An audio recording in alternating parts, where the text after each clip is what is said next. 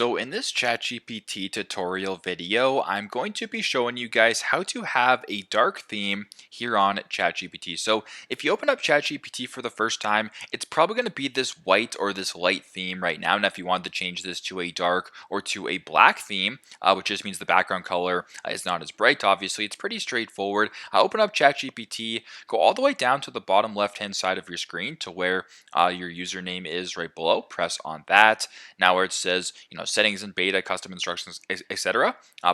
Press on settings in beta. Now once you're here under general right here, I want you to press on where it says theme, and as of right now, it is on system theme, but if you were to go ahead and press on this drop-down menu right here, you can select dark theme by pressing on it like this. And once you have dark theme selected, you can exit out of that. There you go. That is now, set to dark theme here in ChatGPT. So pretty straightforward. I hope this video helps. Thanks again for watching, and I'll see you in the next one.